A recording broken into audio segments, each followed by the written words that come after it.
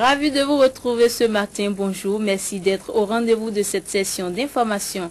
Les candidats ou représentants de candidats à la prochaine présidentielle au Bénin et quelques présidents d'institutions impliqués dans le processus se sont retrouvés ce mardi au Champ d'Oiseaux de Cotonou. L'objectif pour eux était de discuter sur la question de la LEPI afin de trouver un compromis. Cette rencontre, initiée par l'ancien président du Bénin, Émile Delin Zissou, a accouché de comités de 6 membres chargés d'examiner en 24 heures les propositions faites par les différentes parties présentes pour une sortie de crise. Tanguy Agoy et Elvis Toncoin pour plus de détails. Ils sont venus, les uns le visage fermé, les autres l'air beaucoup plus solennel. La rencontre entre les présidents d'institutions impliquées dans le processus électoral, les candidats à la présidentielle prochaine au Bénin et l'ancien président Émile Delin Zissou était pour une solution à l'impasse qui s'annonce autour de la question de la liste électorale permanente informatisée. La séance était d'importance et les discussions à huis clos ont dû être des plus houleuses. Certains ont quitté un peu plus tôt la table du dialogue, les uns évitant le mieux les journalistes, les autres un peu déçus. J'ai l'impression qu'on perd du temps dedans et mes aînés font que de la politique et ne veulent pas régler le problème qu'on a. Ils sont en train de se mentir. Pour l'instant, on tourne en rond. La réunion ne m'a pas avancé pour le moment. Je n'ai pas progressé. Dans la salle, les discussions se sont poursuivies, achoppant sur un point essentiel, parallèle à cette question de la LEPI. Tout se crispe en réalité sur quelque chose qui n'est pas dit, qui n'est pas débattu, qui est cette fameuse date du 6 avril. Le débat n'a pas été fait, mais on sent bien qu'en filigrane c'est le vrai débat. Si le destin, la paix de notre pays dépend d'efforts dans ce domaine-là, mais on est capable, on a un cerveau. C'est nous qui faisons les lois, ce n'est pas les lois qui nous font.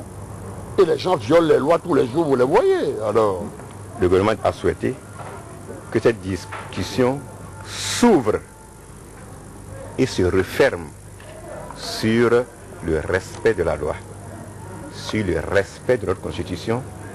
L'élection présidentielle pour le 6 mars prochain, au plus tard donc, avec la LEPI. Un souhait totalement à l'antipode des propositions faites par d'autres qui préconisent une actualisation des listes ayant servi pour les élections municipales et locales récentes. les élections municipales, les élections communales, les élections du chef de village et du chef de quartier sont par excellence l'occasion d'avoir des listes électorales non contestées. Pourquoi? Parce que s'agissant d'élections faites jusqu'au niveau de la base, les candidats ne se font aucun cadeau. Pour accorder les différentes positions et trouver le consensus, un comité de 6 membres a été mis sur pied. Il dispose de 24 heures pour analyser les propositions faites. Chacun des acteurs présents semble y croire. Vous voyez que ça a été long, ça a été utile. Je crois que ce sera fécond puisque nous nous reverrons jeudi, après qu'une commission aura travaillé. Vous savez, notre pays a toujours trouvé des solutions pour s'en sortir. Hein. Dans tous les cas, on s'en sortira. Voilà. Toujours. Je pense que nous sommes en train d'ouvrir les portes d'une négociation fructueuse pour notre pays. Les protagonistes se retrouveront jeudi pour se pencher sur les travaux du comité. Un rendez-vous qui devrait permettre de décider la suite à donner aux négociations ainsi ouvertes. Les centrales syndicales étaient dans les rues de Cotonou ce mardi. Ils ont manifesté leur mécontentement et indignation contre la façon dont l'Assemblée nationale et la Cour constitutionnelle sont gérées. Partis de la Bourse du travail de Cotonou, les travailleurs ont abouti à l'Étoile Rouge en passant devant l'église et le marché Saint-Michel. Cette manifestation vise aussi à défendre la cause des milliers de personnes oubliées par la LEPI. Les procédés politiques de l'opposition ces derniers jours ne sont pas du goût des militants du Rassemblement pour la mouvance présidentielle RMP. Ils l'ont fait savoir ce mardi à travers une conférence de presse qui a eu lieu au restaurant Projet Songhai de Porto-Novo. Reportage. Les militants du Rassemblement pour la mouvance présidentielle n'attendent pas rester en marge de l'actualité politique. Benoît Padonou, Marc Kiki et Madame Bawa Raïmant, tous membres du bureau exécutif du RMP, à travers cette conférence de presse, ont fustigé l'attitude des ténors de l'opposition qui, ces derniers temps, s'illustre à travers des actes antidémocratiques tels des marches sur la Cour constitutionnelle et le blocage des travaux au Parlement. Pourquoi aujourd'hui s'acharne-t-on contre cet homme par des actions de déstabilisation de toutes sortes dans le pays? Nous n'en voulons pour preuve que le comportement de nos honorables à l'hémicycle le jeudi 17 février 2011 par rapport au spectacle désolant et déshonorant offert à tout le peuple béninois, provoquant ainsi la dégradation du mobilier de la représentation nationale. Après avoir dressé le bilan des réalisations effectuées par Boni Yayi en 5 années d'exercice du pouvoir exécutif, ces conférenciers du RMP ont réitéré leur soutien au candidat Boni Yayi. Le RMP encourage le chef de l'État dans la poursuite de ses actions et profite de l'occasion pour remercier et féliciter l'honorable Arifari Bako pour sa sérénité face aux intimidations et pressions de toutes sortes. Le RMP tient à rassurer le peuple béninois afin qu'il ne cède pas aux différentes manœuvres déstabilisatrices face à ce puissant outil de développement qu'est la LEPI, seul instrument pour une élection crédible et transparente. Ils ont par ailleurs invité les populations à rester calmes afin de permettre au peuple béninois de traverser cette période électorale sans heurts. Le porte-parole de l'Alliance ABT 2011, Maître Raymond Dossa, était face aux hommes des médias ce mardi, occasion pour lui de préciser la position de sa famille politique sur un certain nombre de préoccupations majeures actuelles, entre autres la destruction des affiches de certains candidats, mais aussi et surtout les turbulences nées de la réalisation de la liste électorale permanente informatisée LEPI. Emmanuel Yambossou et Julien Kenomon pour le compte rendu. Au menu de cette conférence de presse animée par le porte-parole de l'Alliance ABT 2011, les principales questions brûlantes de l'actualité nationale.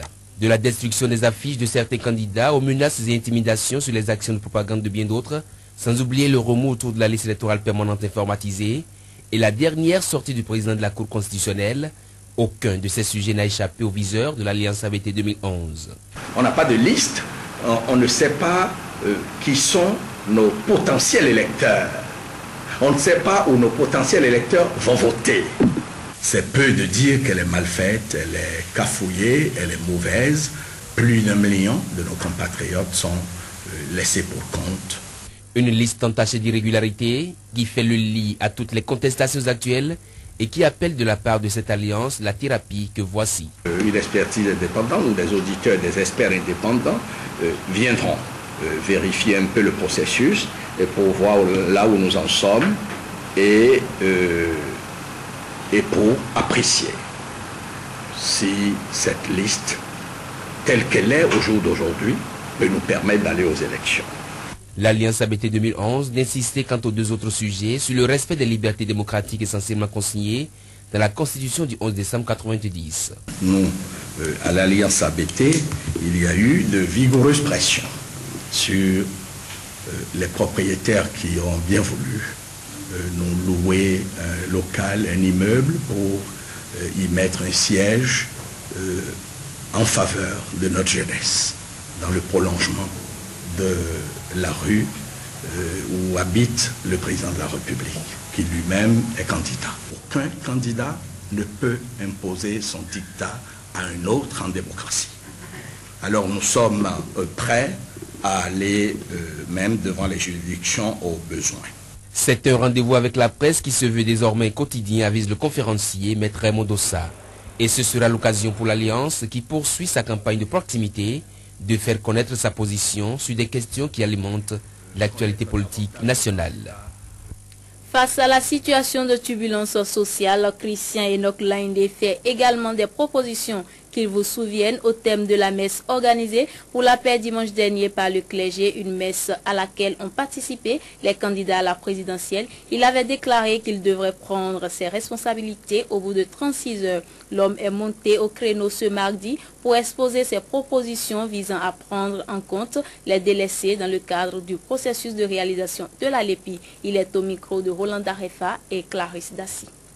De personnes, donc ma solution elle est toute simple, c'est qu'on appelle le 21 15 66 36 à 39, donc ça fait 21, 15, 66, 36, 21, 15, 66, 37, 21, 15, 66, 38 et 21, 15, 66, 39.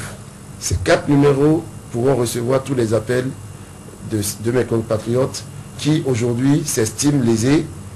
Et à partir de ce moment, je pense qu'on aura un chiffre qui sera au moins à titre indicatif, et que ce soit la Sénat ou les partis politiques, chacun en fera ce qu'il voudra après.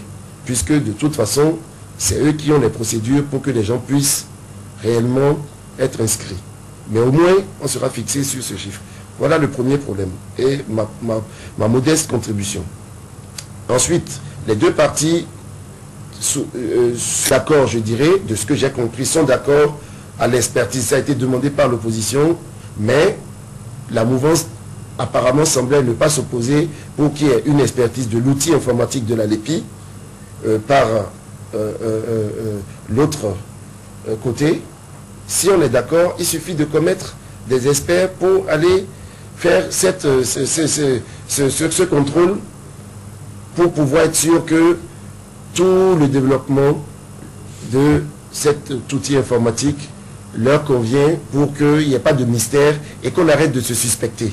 Parce que c'est ça le problème. Et après, je ne suis pas informaticien, je ne suis que chef d'entreprise, mais je sais aussi qu'en informatique, s'il faut aller plus loin et que les deux parties ou des parties neutres viennent pour mettre juste des clés de sécurité pour qu'au moment de lancer, on met son code pour ouvrir, on referme à l'affaire avec un double code de sécurité pour qu'on ne dise pas que quelqu'un a tripatouillé dedans.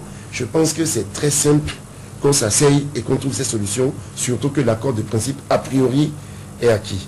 Maintenant, il y a deux points sur lesquels je pense que personnellement, je n'ai pas de point, je n'ai pas d'avis à donner et que personne ne pourrait non plus en donner, sauf s'asseoir pour la Constitution demande qu'on ait 15 jours entre le moment où on reçoit, je dirais, en tout cas qu'on ait 15 jours d'affichage public de la liste pour pouvoir corriger les choses.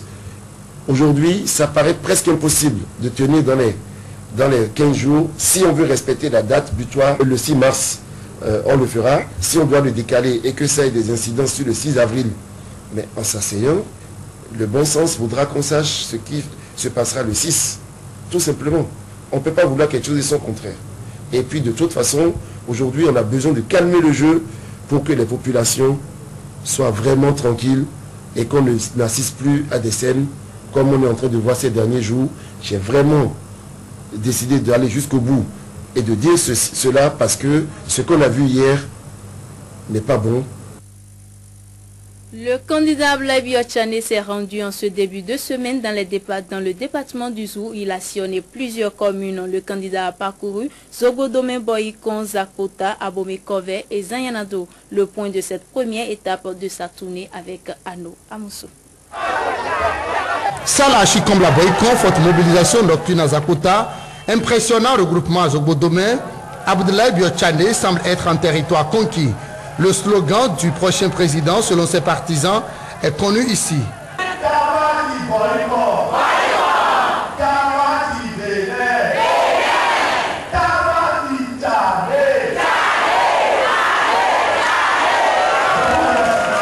Pas de promesses démagogiques, serein mais incisif, l'homme qui dit détenir la réponse aux préoccupations des Béninois charme la population par la langue qui leur est plus accessible.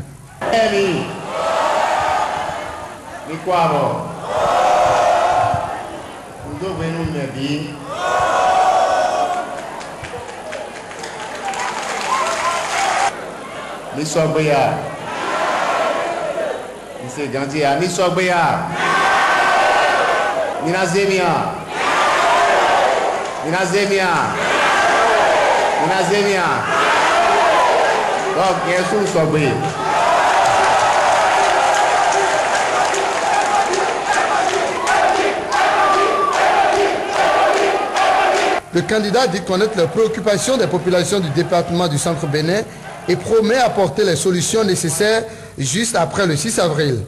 La tournée s'est poursuivie à Wenki, Zanyanado, Corvée, Abomey et Savalo.